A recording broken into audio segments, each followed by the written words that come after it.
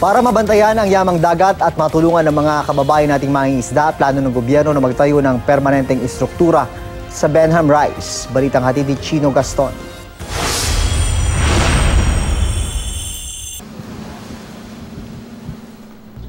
Mayaman sa isda ngunit mapanganib sa maliliit na barko ang Benham Rice lalo na tuwing panahon ng habagat.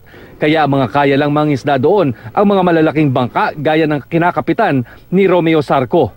Pero isa sa gininto ang yaman ng Benham na hinahanap-hanap ng mga restaurant at fish dealer sa buong mundo, ang Pacific Bluefin Tuna, hindi raw basta-basta nahuhuli na walang sapat na kagamitan.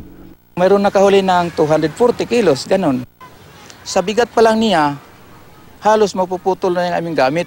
Layo ng pinakahuling expedition ng Bureau of Fisheries and Aquatic Resources na tingnan kung ano-anong isda ang pwedeng mahuli sa Benham Rice. Bago maglayag papuntang Benham, namigay ng mga bangka at kagamitan sa pangingisda ang BFAR sa pangunguna ni Agriculture Secretary Manny Piñol. Bahagi ng expedition ng BFAR ang paglagay ng fish aggregator device para matipon ang mga isda sa isang lugar at makatulong sa mga mangingisda sa Benham. Ayon kay Secretary Piñol, may plano ring magtayo ng permanenteng estruktura doon ang gobyerno.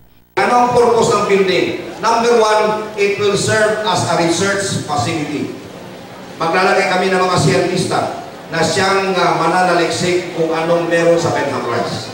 Number two, pwedeng magsilbi na forward station ng ating Weather Bureau. Number three, ito ang pinaka-importante sa inyo, pwedeng daungan ng Pilipinong mangingisda. Okay. Isang panukalang batas sa Senado ang naglalayong gumawa ng ahensya para pangasiwaan ang commercial fishing at development ng Benham Rice. Nitong mga nagdaang buwan, naalarma ang gobyerno nang malaman ng isang research ship ng China ang dumaan sa Benham Rice na tila walang pahintulot. Kahit maiginit ng China na dumaraan lang sila sa lugar at walang ginawang pagsusuri, agarang nagpadala ng mga barko ang Philippine Navy para magsagawa ng patrol sa karagatan. Nagpalipad na rin doon ang Philippine Coast Guard ng mga eroplano para mabantayan ang teritoryo ng Pilipinas. Chino Gaston, GMA News.